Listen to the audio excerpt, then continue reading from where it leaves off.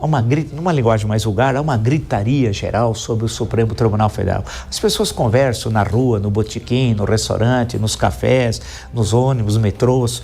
O STF virou um assunto de que todo mundo aparentemente tem domínio, inclusive das questões jurídicas, que nós sabemos que não é bem assim. É o senso comum que fala, não é a ciência do direito, mas virou um grande assunto político. Em relação ao Código de Conduta, o senhor acha que cabe se discutir um Código de Conduta para os ministros do Supremo Tribunal Federal? Em primeiro lugar, muito obrigado pelo convite, mais uma vez, professor Vila, que é uma honra estar aqui na Jovem Pan mais uma vez. Cumprimento também o meu amigo, professor titular da USP, Miguel Reale Júnior. De longa data participamos de vários eventos, não é? Na universidade. E o meu amigo aqui também, da Pontifícia Universidade Católica, professor Marcelo Figueiredo. Então, a minha resposta é uma resposta, assim, um pouco diferente. Por quê? Eu acho que, em tese, não haveria nenhuma necessidade de um código de conduta para os ministros do Supremo Tribunal Federal. Minha opinião. Por quê? Tudo se relaciona à questão da imparcialidade subjetiva, que diz respeito ao sujeito do juiz, do magistrado, e a objetiva, que significa o comportamento que dê uma aparência de justiça para a sociedade. E essa imparcialidade, em termos internacionais, começou, vamos dizer assim, a Declaração Universal dos Direitos do Homem, de 1948, já previa ali a necessidade de imparcialidade dos juízes. O Pacto dos Direitos Civis e Políticos, também, de 1950, previa expressamente a questão da imparcialidade. E os tratados, convenções internacionais, começando pela Convenção Americana de Direitos Humanos, prevê a necessidade absoluta de imparcialidade. A Convenção Europeia também, a Convenção Regional Africana, da mesma forma, da Convenção Regional Africana dos Direitos Humanos e dos Povos, também prevê a imparcialidade. Isso no âmbito internacional. E no campo interno, a Constituição brasileira, em seu artigo 102, prevê expressamente e decorrente do Estado Democrático de Direito a imparcialidade dos juízes.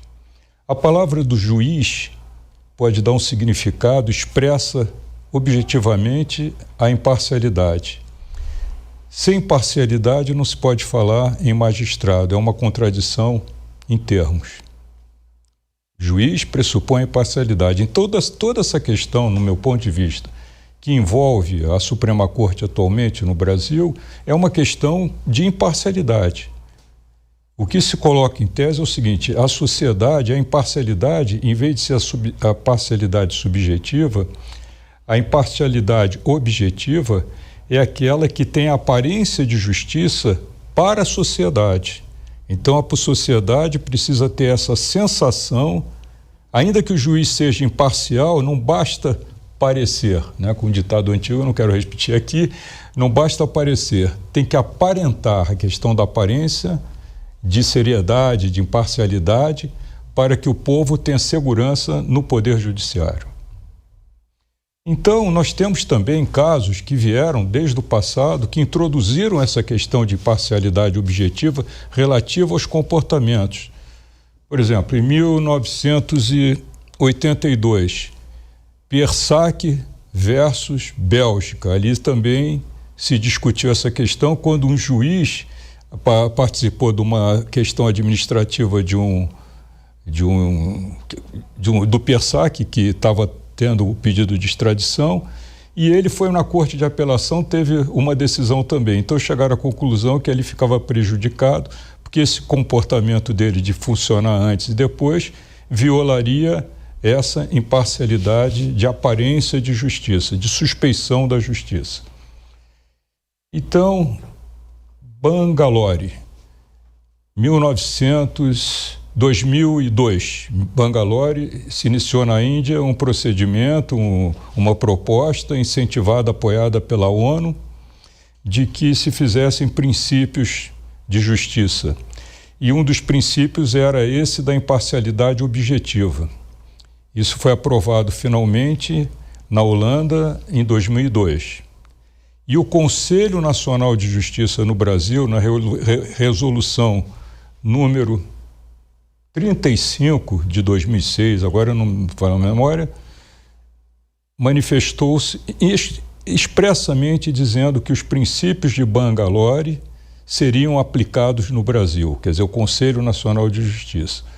Então, eu vejo no âmbito interno os artigos 252 do Código de Processo Penal e o artigo 254 cuidam das questões de impedimento e suspeição do juiz referente à suspeição, aspectos subjetivos, mas são explicativos, não são taxativos. A interpretação, às vezes, dos tribunais é que os casos de impedimento e de suspeição seriam taxativos, mas são exemplificativos, significa que estão também aparados por outras regras, né, de direitos humanos no Estado democrático. Eu não gosto de falar. No Estado de direito é melhor do que falar em democracia.